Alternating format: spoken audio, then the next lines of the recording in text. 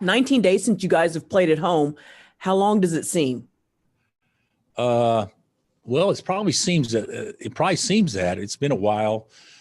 Uh, I think we just had the one interruption, but it certainly seems like it's been a while. And although we're not playing in the friendly confines of Allen Fieldhouse like we have in years past, I think the guys will be excited to get back and home and hopefully have a little comfort from playing at home. You mentioned wanting to mix it up in practice this week. How has that gone, and do you like the energy of the team right now? It hadn't been bad. It's actually been pretty good. There's a group of a core group of 8, that we could basically, go with from a starting standpoint. And I don't know that exactly how we'll change it or positively if we will. We switched up teams and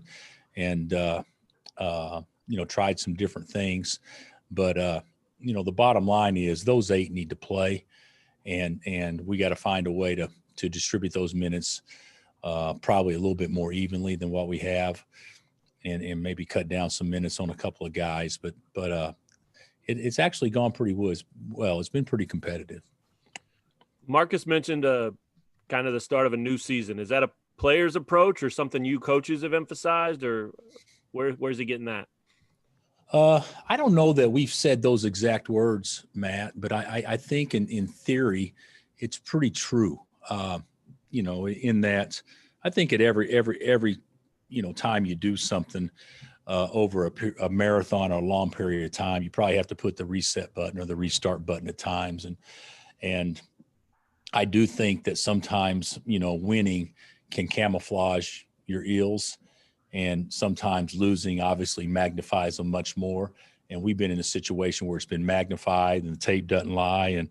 And I actually don't know that I've ever used that term, but it is pretty accurate, and we can't get back what we've lost.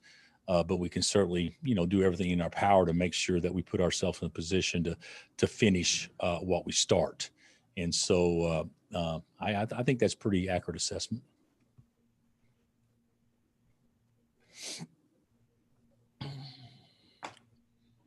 Hey, Bill, when you make some of those changes and mix some things up, does your brain go kind of offense first, or does it go more towards defense?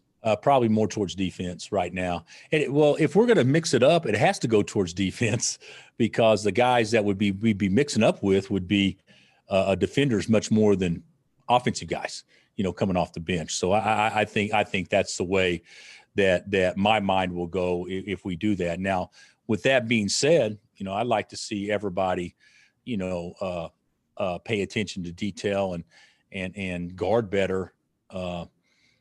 In transition and in half court defense. But I do think that there's a chance that some things have to be rattled in order to maybe get everyone's attention. And I hope that's not the case. And I know the guys are putting in the effort and the focus and all those things, but I think I do think the fact that everybody has an understanding that you're not going to get by maybe as much as we have in the past, regardless of how you're playing offensively, if we're deficient on the defensive end. We got to figure out a way to get stops first and foremost. Does how well Dejuan played at TCU factor into your thinking at all for this week? No. What I'd like to factor into, Matt, is what's best for our team over time. I've never been a guy, well, let's start this guy this game and start somebody else this game because of matchups. And I really haven't been much of, really, benching guys or anything like that. I've always thought we need to get our starters playing better. And now there's been times where maybe we tried some different things, but for the most part, we kept it pretty consistent. But I do think how somebody performed the last game will not have any bearing on how we start a game, but it may have a big bearing on how we attack or how we don't attack during the game. Got it. Yeah, I know you mentioned a while back Bryce is going to be out a while with the finger. Are you guys expecting to get him back this year, or is that? Oh, yes. No question. Now we don't know. It was what is it? 2 weeks tomorrow that he had surgery. Is that right, Chris? 2 weeks tomorrow that he had surgery, and we knew positively that there would be no chance of him doing anything prior to 2 weeks. Hopeful he could be shooting by 3 weeks. So from our standpoint, he's still on schedule, but he hasn't done anything yet. But we're except rehab, but we're still on point to have him back, still with at least 4 weeks left in the season, hopefully the regular season.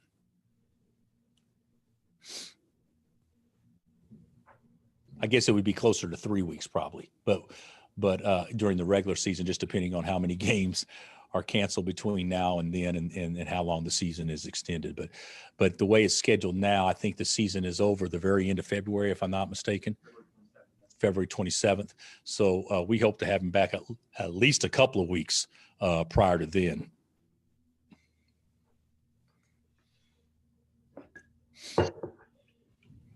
Karen, you not going to speak up today? Hey, Bill, have you talked to TCU about their COVID situation? I guess they've only had 4 guys practicing for a while. No, I have not.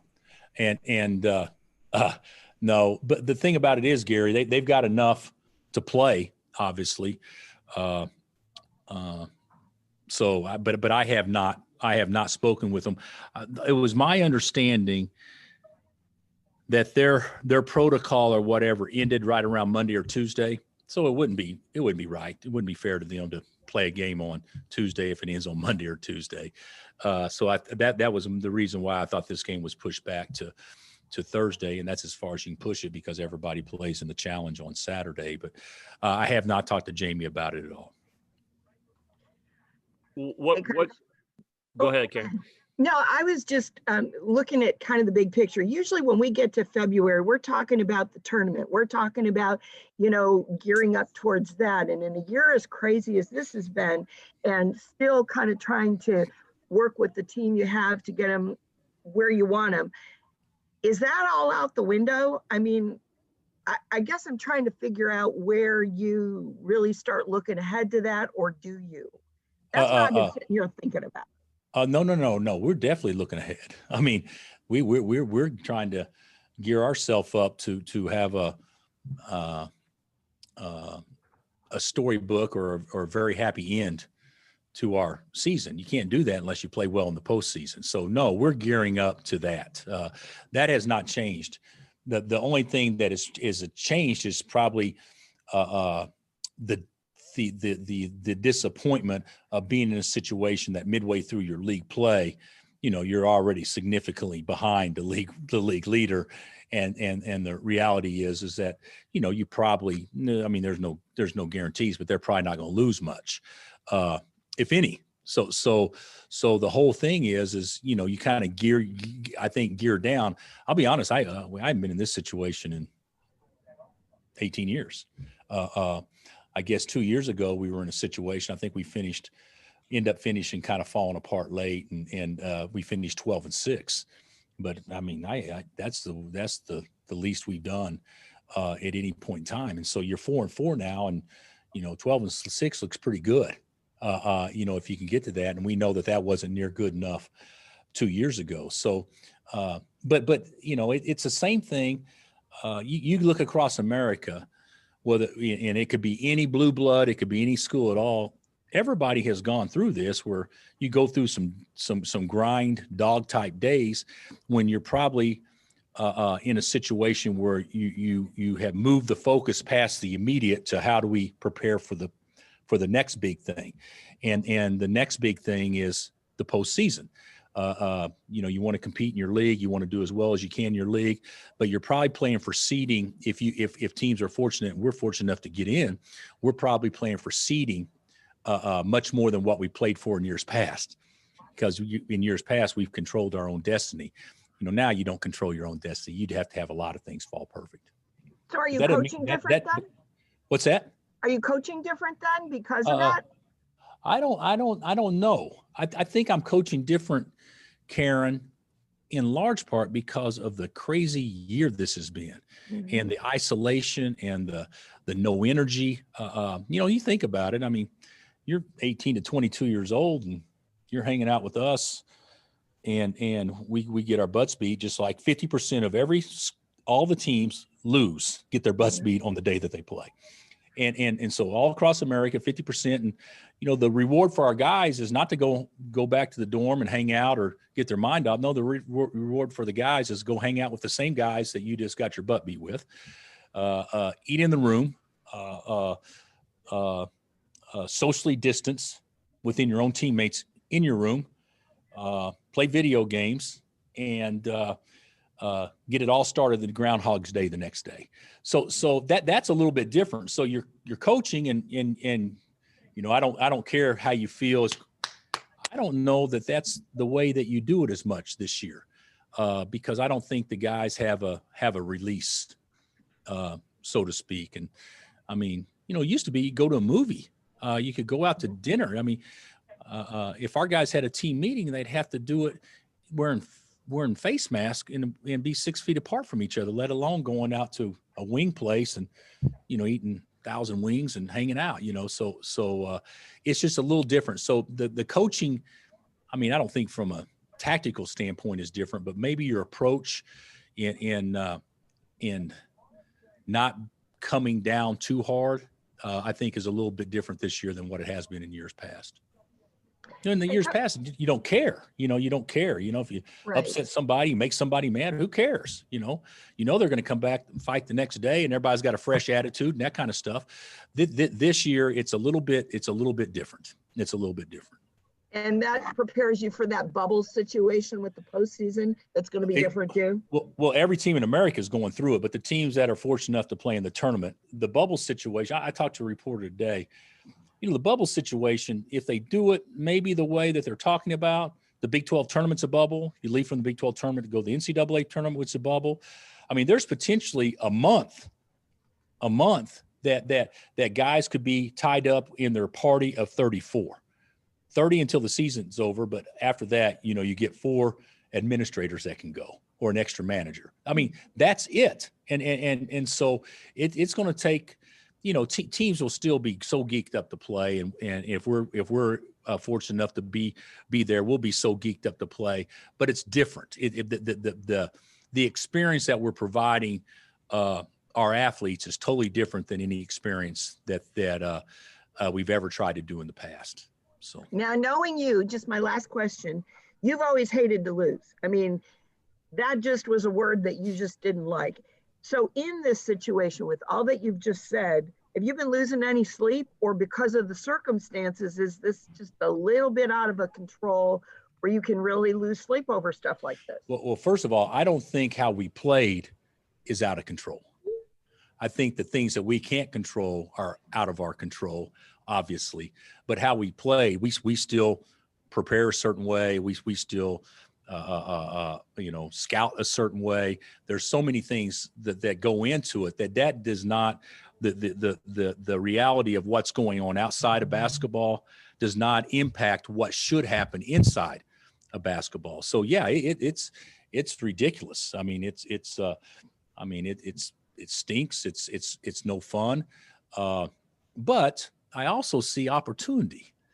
I see an opportunity to really do something now when we should have everybody right where we want them. I see an opportunity to be our best moving forward when we know we haven't done that yet. I still think our best is good enough to beat a lot of folks. I see a lot of opportunity that will test the gifts of our players and the gifts of the coaches to see how we can kind of rally somebody, because, like life, I mean, anybody can do it if it's going good. I mean, it doesn't take any courage or anything like that to be great whenever everything else is really good in your life. And now that we got some obstacles within our control and out of our control, now we can kind of find out just how competitive and how good we are. So I see it as a good opportunity. Bill, have you guys scrimmaged more this week? No. At No. Now, when you say scrimmage, are you talking about like a real scrimmage? Have we gone 5-on-5 live and all of that stuff? Absolutely. And probably gone a little longer. But as far as having officials come in or anything like that, no, we have not. You guys are 6-1 when David McCormick scores in double figures. Do you see him as an X factor to the team? And who else do you think needs to step up to make the storybook ending? I don't see any of our players that are playing the lion's share of the minutes X factors. I see them as guys for us to be good. They gotta play. So, David, we're 6-1 when he scored in double figures. The way I look at that, and this is not on David, this is on the team. We should be 10-5 when he scores in double figures, because he should be scoring in double figures every game. That's kind of how I look at it. So David, to me, is not an X factor. Christian, Jalen aren't X factors. They're and Marcus, Oates, they're not X factors. There are reliables, and our reliables have to, obviously step up and play well when it counts. I don't look at, bad example, but I don't see Travis Kelce as being an X factor. I think he's a guy that, needs to get 8 to 10 catches every game and score touchdowns. So that's kind of how I look at those guys I just mentioned. What pleased you with the way that you guys played the first time against TCU? Kenitra, we shared the ball really well. I don't think we guarded them great. I think they got off way too many good looks, but for the most part, we were pretty sound defensively. But offensively, I mean, it was a hard team to guard because all 5 guys were effective. I mean, David had a big game, and Juan had a big game, and Jalen and Christian were great, and Oach was terrific, and Marcus didn't play. So I just thought offensively it was probably about as good a ball and body movement as we've had. Hey, with the schedule change, have you had to do double duty this week with turning right around Saturday, playing again against a team you don't familiar with? Yeah, a little bit, but I'll say this too. I mean, how many times we played Saturday, Monday, right, in the past? So or NCAA tournaments Thursday, Saturday, or Friday, Sunday. I mean, I think that I think it's double duty, but have we prepared for Tennessee? I'll tell you this: the answer would be no. We're preparing for the game tomorrow, and then the Saturday game will come after that.